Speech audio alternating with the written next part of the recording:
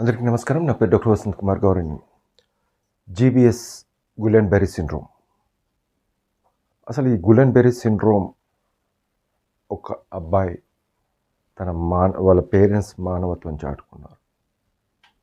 ఎందుకు ఈ పదం యూజ్ చేస్తున్నా అంటే శ్రీకాకుళం జిల్లాలో ఒక ప్రైవేట్ హాస్పిటల్లో అడ్మిట్ అయ్యి ఒక బాలుడు 10 సంవత్సరాల బాలుడు గులెన్ బెర్రీ సిండ్రోమ్కి అటాక్ అయ్యి కాళ్ళు చేతులు ఆ తర్వాత వెంటిలేటర్ మొత్తం చచ్చిపోవడం అంటే పెరాలసిస్, ఫ్లాసిడ్ పెరాలసిస్ అంటారు. ఆ తర్వాత వెంటిలేటర్ మీద పోవడం, ఆ తర్వాత బ్రెయిన్ డెడ్ అవ్వడం. బ్రెయిన్ డెడ్ తర్వాత వాళ్ళ తల్లిదండ్రులు అబ్బాయి యొక్క ఆర్గన్స్ డొనేట్ చేయాలని డిసైడ్ అయ్యారు. దట్స్ అ గ్రేటెస్ట్ సెల్యూట్ చెప్పొచ్చు వాళ్ళకు. ఆర్గన్ డొనేషన్ ఇవ్వాలని డిసైడ్ అయ్యారు. ఆ కేసు గులెన్ బెర్రీ సిండ్రోమ్ అని కొన్ని రోజుల పాటు 10 రోజులు 15 రోజుల పాటు ట్రీట్మెంట్ ఇచ్చిన వాళ్ళకు ప్రభుత్వానికి లేకుంటే మిగతా ఇప్పుడు ఉన్న పెద్ద మీడియాలకు కూడా తెలియకుండా చనిపోయిన తర్వాత రావడం. ఇంకొక కేసు కామారెడ్డి వాసి 30 సంవత్సరాల గవర్నమెంట్ ఎంప్లాయ్ నిజామాబాద్లో అడ్మిట్ అయి చనిపోయాడు. అది 2 రోజుల కిందట. ఆ వీడియో కూడా నేను పెట్టడం జరిగింది. ఏమనుకున్నారో ప్రభుత్వం అక్కడ అధికారులు ఇమ్మీడియట్గా ఒక ప్రెస్ మీట్ పెట్టేసి గుంటూరు మెడికల్ కాలేజ్లో 7 కేసులు నమోదయ్యాయని చెప్పారు. అది కూడా ఈ ఫిబ్రవరిలో. 7 కేసులు అనేది మనము సడన్గా రావడం కాదు, చాలా రోజుల నుంచి కూడా అడ్మిట్ అయ్యాయి. అంటే ఈ 14th, ఇవాళ 14th కాబట్టి 1st నుంచి 14 లోపల సడన్గా అడ్మిట్ అవ్వడం. అంతకుముందు కూడా 3 కేసులు డిశ్చార్జ్ అయ్యని చెప్పారు. ఇక చూసినట్టయితే ఒకరు వెంటిలేటర్ పైన, ఒకరు ఐసీయూలో, మిగతాలో వార్డులో ఉన్నారు అని చెప్పడం జరిగింది. ఇంకో న్యూస్ ఆర్టికల్ ప్రకారం ఆంధ్రప్రదేశ్లోనే 17 కేసులు నమోదయ్యాయని చెప్పారు. అది కూడా నేను న్యూస్ క్లిప్పింగ్లో నేను పెడుతున్నాను, చూడండి. సడన్గా ఈ జీబీఎస్ గులెన్ బెర్రీ సిండ్రోమ్ నిద్ర లేపింది అనాలా, ఏమనాలి? ఎందుకంటే ప్రైవేట్ హాస్పిటల్ అడ్మిట్ అయిన ఏది కూడా కార్పొరేట్ కానీ ప్రైవేట్ కానీ గవర్నమెంట్ సెక్టర్లో ఉన్న వాళ్ళకు తెలియచేయాలి. ఎందుకు తెలియచేయట్లేదు? ఆల్రెడీ పూణే లాంటి ప్లేస్లో 205 కేసెస్, 8 డెత్స్ ఒట్టి పూణేలో రావడం కొద్దిగా ఆందోళనకరంగా ఉంది. అదేవిధంగా ముంబైలో ఒక కేసు వచ్చింది, అది చనిపోయింది. ఆ తర్వాత నాగ్పూర్లో ఒక కేసు వచ్చింది, అది చనిపోయింది. కలకత్తాలో 4 కేసెస్ వచ్చినాయి, 3 చనిపోయాయి. గువాహతిలో ఒక కేసు వచ్చింది, అది చనిపోయింది. తెలంగాణలో 3 కేసులు అని నేను చెప్తున్నాను. అందులో కామారెడ్డి అండ్ గజ్వేల్ ప్రాంతం చెందిన ఒకరు చనిపోయారు. కామారెడ్డిలో కూడా ఒకరు చనిపోయారు. మరి ఇలాంటి దానికి ఎవరు బాధ్యులు? అసలు మనం చూసినట్టయితే కరోనాలో కూడా చాలా మరణాలని దాచిపెట్టడం జరిగింది. అప్పటి ప్రభుత్వం, అప్పటి అధికారులు, అప్పటి మంత్రులు. 4,000 కేసెస్ అనేది చనిపోయారని చెప్పారు. కానీ 50,000 ప్రభుత్వం ఎప్పుడైతే వాళ్ళకు కంపెన్సేషన్గా ఇవ్వాలనుకున్నప్పుడు 50,000 పైన అప్లికేషన్స్ రావడం. అంటే మనకు అర్థమయ్యేది ఏంటంటే దాచిపెట్టడం ఎందుకు? ప్రజలకు ఏదున్నా వాళ్ళకు అవేర్నెస్ అండ్ ఏం జరుగుతుంది అనేది కరెక్ట్గా చెప్తే ఎటువంటి సమస్య ఉండదు. కనీసం వాళ్ళని జాగ్రత్త పడతారు. భయం లేదు, ట్రీట్మెంట్ ఉంది అని చెప్పేసి అంటున్నారు. మరి ఎందుకు చనిపోతున్నారు?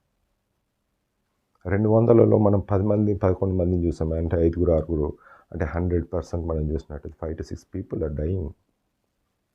5 to 6 people, 100లో 5 మంది వెంటిలేటర్ మీద పోవడం, చాలా ఖర్చు అవ్వడం, గులెన్-బెర్రీ సిండ్రోమ్, దానికి సంబంధించిన ఐవీఐజీ ఒక్కొక్కరికి 2 లక్షలు 3 లక్షలు ఖర్చు అవుతుంది ఓన్లీ మెడిసిన్ మీదనే. అది ప్రైవేట్ హాస్పిటల్కి పోయినప్పుడు పెద్ద పెద్ద ప్రైవేట్ హాస్పిటల్ ఇప్పటి వరకు ఎన్ని అడ్మిట్ అయినాయో తెలియదు, కానీ వాళ్ళ లెక్క కూడా బయటకు రావట్లేదు. ఇప్పటికైనా నిజామాబాద్లో అడ్మిట్ అయిన కేసు ఏదైతే ఉందో ఆ ట్రాన్స్వర్స్ మైలైటిస్ అంటున్నారు, అది కూడా it comes after the infection, అది గులెన్-బెర్రీ సిండ్రోమ్. ఇమీడియట్గా గవర్నమెంట్కి రిపోర్ట్ చేసి సరి అయిన రిపోర్ట్స్ అన్నీ కూడా వాళ్ళకి సబ్మిట్ చేస్తే బాగుంటుంది. ఎందుకంటే ఈరోజు విజృంభిస్తున్న ఒక బర్డ్ ఫ్లూ వైరస్కి మనం వెళ్ళినప్పుడు ఏ వైరస్ మనం అటాక్ అవుతుందంటే నోరా వైరస్. నోరా వైరస్ అనేది పూణే లాంటి ప్లేసెస్లో కనిపించిందని చెప్పారు, కానీ ఫెలోబ్యాక్టర్ కూడా తర్వాత కో-ఇన్ఫెక్షన్గా కనిపించిందని చెప్పారు. మరి ఈరోజు అక్కడ ఏదైతే ఉందో బర్డ్ ఫ్లూ అనేది కూడా ఉంది, H5N1, అది కూడా వైరస్ కారణమై ఉండొచ్చు. టెస్ట్ చేస్తే బయటపడుతుంది. ముఖ్యంగా మనం చూసినట్టయితే చికెన్ గున్యాతో వచ్చింది, ఇంకా మిగతా డెంగ్యూతో వచ్చింది ఈ గులెన్-బెర్రీ సిండ్రోమ్, కోవిడ్తో వచ్చింది. ఇప్పుడు ఏం వైరస్ ఉంది అనేది ఎవరు చెప్పాలి? ప్రజలు తనంత డబ్బులు ఖర్చు పెట్టుకొని వాళ్ళు చెప్పాలా, లేకుంటే ప్రభుత్వానికి ట్యాక్స్ల రూపంలో ఇస్తున్నందుకు వాళ్ళు చెప్పాలా? ఈరోజు మానవత్వంతో ఒక ఆర్గన్ డొనేషన్ ఇస్తాను అని ఒక పేరెంట్స్ పాపం 10 సంవత్సరాల పిల్లడు కోల్పోయిన తర్వాత కూడా ఆర్గన్ డొనేషన్స్ ఇంకొకరికి ఉపయోగపడతాయని చెప్పేసి వాళ్ళు ఇచ్చారు. అలాంటి సమయంలో కరెక్ట్గా చనిపోయిన తర్వాత నెక్స్ట్ 12 to 24 hours నేను ఈ వీడియో ఏదైతే ఆల్రెడీ ఒకటి వీడియో అప్లోడ్ చేశాను 13 hours బ్యాక్, కామారెడ్డిలో మరణం అని. ఆ తర్వాత 2 గంటల తర్వాత ఈ న్యూస్లో 7 చాలామంది కూడా వస్తున్నారు పోతున్నారు అంటున్నారు. మరి ఎందుకు అంత లేట్గా, ఎందుకు నిద్రపోతున్నారు వాళ్ళు? ఒక దిక్కేమో బర్డ్ ఫ్లూ అనేది విజృంభిస్తుంది ఉభయ గోదావరి జిల్లాల్లో, ఇంకో దిక్కేమో గులెన్-బెర్రీ సిండ్రోమ్. ఒక దిక్కు పక్షులు చచ్చిపోతున్నాయి, ఒక దిక్కు నాటుకోళ్ళు ఊర్లలో నాటుకోళ్ళు అనేది మొత్తం కూడా సర్వం పోయినాయి అని చెప్పేసి ఒక ఆడియో కాల్ ఉంది, అది కూడా పెడతాను మీకు. వట్టి పక్షులు, వట్టి నాటుకోళ్ళు అని కాదు, బాతులు, దాన్ని తిన్న ఈ ఆహారాన్ని తిన్న ఈ కోళ్ళు ఏదైతే చనిపోయిన కోళ్ళు, ఇన్ఫెక్టెడ్ కోళ్ళు చిన్న అన్నీ కూడా చనిపోతున్నాయి. అందుకే అప్రమత్తం ఉండాల్సిన అవసరం ఉంది. బట్ ఈ గులెన్-బెర్రీ సిండ్రోమ్ 17 కేసులు వచ్చినాయని లెక్క అబద్ధమా? లేకుంటే వీళ్ళు వచ్చి మెల్లగా వచ్చేసి 15 రోజుల నుంచి వస్తున్నాయి అని చెప్పి ఈరోజు బాంబు పేల్చడం ఒకటదా? అక్కడ ఉన్న అధికారి 17 కేసులు వచ్చాయని చెప్పారు. మరి ఇంకెన్ని కేసులు ఉన్నాయి? కార్పొరేట్ హాస్పిటల్లో, ప్రైవేట్ హాస్పిటల్లో వాళ్ళు ట్రీట్మెంట్ తీసుకుంటున్న కేసెస్ ఎన్ని ఉన్నాయో కూడా ప్రభుత్వానికి చెప్పాల్సిన బాధ్యత వాళ్ళకు ఉంది. లేకుంటే ప్రభుత్వం కూడా వాళ్ళని ఏ విధంగానైనా అడిగేసి తీసుకోవాల్సిన బాధ్యత ఉంది. ఇది ఒక సీరియస్ ప్రాబ్లంలో చూసుకోవాల్సిన అవసరం ఉంది. ఎందుకంటే highly bird flu affected state ఏదంటే ఫస్ట్ మహారాష్ట్ర, ఆ తర్వాత ఎఫెక్ట్ అయిన స్టేట్స్ తెలంగాణ, ఆంధ్రలో ఎక్కువ ఉంది, తెలంగాణలో కూడా ఉంది. బట్ బర్డ్ ఫ్లూ అనేది కామారెడ్డి జిల్లాలో ఫస్ట్ వచ్చింది అని వార్త. ఆల్రెడీ దాని తగ్గట్టు ఒక డెత్ అనేది ఇంకొకటి. అందుకోసమే దయచేసి వీడియోని షేర్ చేయండి, లైక్ చేయండి, సబ్స్క్రైబ్ చేయండి. అన్నిటికీ మార్గాలు ఉన్నాయి. కోవిడ్కి ట్రీట్మెంట్ ఉంది, డెంగ్యూకి ట్రీట్మెంట్ ఉంది, చికెన్ గున్యాకి ట్రీట్మెంట్ ఉంది, ఈ బర్డ్ ఫ్లూ కూడా ట్రీట్మెంట్ ఉంది. ఈ వీడియోని షేర్ చేసినట్టయితే 10 మందికి ఉపయోగపడతారు. లేదు ఇంకొకరు మంచి ట్రీట్మెంట్ చెప్పమనండి, సంతోషిస్తాను. ఈ వీడియోలు కూడా నాకు చేయని అవసరం లేదు. ఈ వీడియోలతో నాకు వచ్చేది లేదు, పోయేది లేదు. ఇప్పటికైనా మేల్కొని 10 మందికి వీడియో షేర్ చేయండి, వాళ్ళకు కూడా అవేర్నెస్ కల్పించండి. చిన్న లూజ్ మోషన్స్ అవుతున్నాయి, ఇంకా జ్వరం వచ్చింది, జలుబు దగ్గు ఉంది, అలాంటి సమయంలో కూడా వాళ్ళకు సరైన వైద్యం తీసుకున్నట్టు ఎటువంటి సమస్య రాదు. ఒకటి చెప్పదలుచుకుంటున్నాను. బిల్ గేట్స్ ఒకటి చెప్పారు. నెక్స్ట్ వీడియోలో నేను అదే మాట్లాడబోతున్నాను. ఒక పాండమిక్ రాబోతుంది 1920లో 2020లో ఆ పాండమిక్ అనేది పదాన్ని యూజ్ చేసిన బిల్ గేట్స్ అండ్ WHO. అదేవిధంగా అప్పుడు కరోనా వచ్చింది.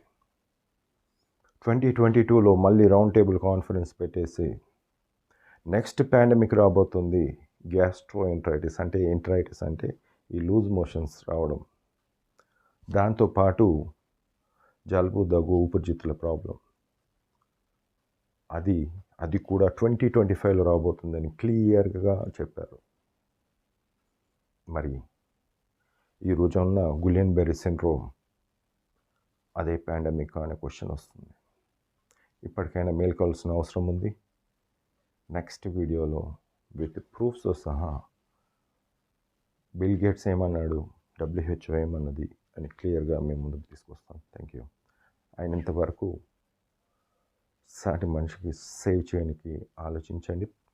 వాళ్ళకు ఈ వీడియోని షేర్ చేయండి. తప్పకుండా మెడిసిన్స్ ఉన్నాయి, వాళ్ళని సేవ్ చేయొచ్చు.